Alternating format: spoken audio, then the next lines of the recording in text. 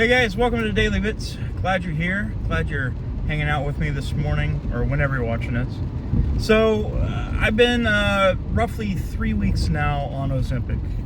I stepped on the scale this morning. Was it 312 or 313? 312, 313, I think. I think it was 313, which, I've lost weight, I think up to 4 or 5 pounds at this point. Which, that's good, I think. In 3 weeks, 4 pounds. So obviously something's working. But there's a couple things that I've noticed, and I don't know if I could blame it on the Ozempic. My wife, Mrs. Bits, this morning, before I went to work, she we have a routine, hug and kiss before we head out, and she put her arms around me. And she said, I think you're getting thinner because I can wrap my whole arms around you. Now, I've noticed some people in comments a while back saying that I look thinner, like a thinner profile in my waist, and I do kind of feel that way. My jeans are kind of loose, way looser than usual, and my shirts are kind of about the same. Not terribly, but I didn't think 4 or 5 pound difference was going to do that. It could be muscle gain or something. I don't know. I don't know how it works, but I have noticed something that's something I don't think it's the Ozempic's fault. I think it's just me changing, and nothing tastes good to me anymore. Hardly anything. I mean, some stuff, obviously sweets and stuff, but there's a lot of stuff right now. It just does not taste good to me. Like, everything is like super salty, tastes like soap. Everything. I just feel like everything is like nasty for some reason. Now, like I said, I don't know if that is a side effect of the Ozempic. But I've noticed it. Like, I went to a Mexican restaurant. I couldn't eat it. Like, I couldn't eat it. Like, I couldn't stomach it. Like, I just couldn't do it. Like, I took a couple bites out of it, and I was done. I was done. And, normally that's, like, my favorite places to go to, and for some odd reason, I didn't like it. I just stopped there after work, and I just barely ate anything. I was like, fuck this, man. Everything tastes like crap. And, stuff I like to drink, like, tastes like shit. Like, everything tastes like shit now. I don't know why. It's disturbing. I don't know if this is something, like I said, I don't know if that's like a side effect or something of Ozempic, but yeah, everything tastes like crap to me. And maybe that's a good thing.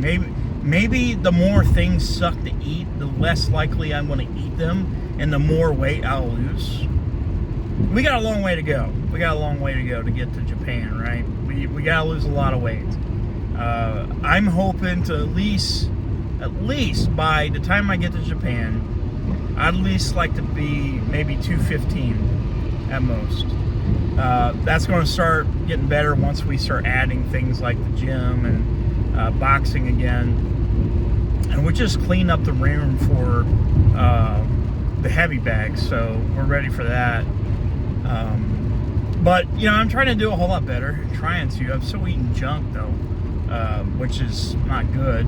It's never good to eat junk, but I kind of feel like stuff is starting to just, like, taste nasty, and I'm starting to not get as hungry. Like, I'm really not. Like, I could probably go all day without it. Now, I did want to start doing that intermittent fasting with keto.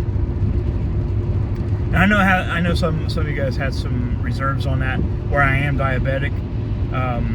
I'll definitely be watching for that. That's one of the concerns I had for it, where I am diabetic, but I'm a type 2, so it never really gets that bad. Sometimes, I guess, but not really. But yeah, we're going to definitely work around that.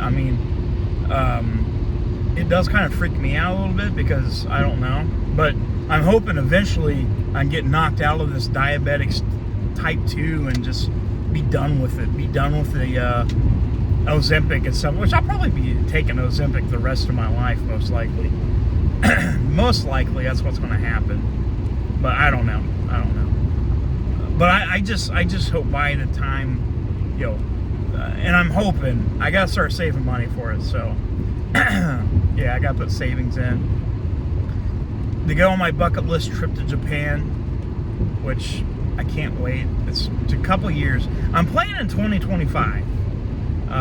The thing is, like, in Japan, like, fat people are... There's not a lot of fat people, and there's not a lot of places for fat people. Not really. So, if I'm going to go to Japan, I would be the biggest thing in Japan next to Godzilla. But I don't want to do that. I at least want to be a smaller me. I still have to hide the tattoos, and that's going to be even harder because I've got more tattoos coming. Like I've already like picked out designs for all my next tattoos whenever they're going to be.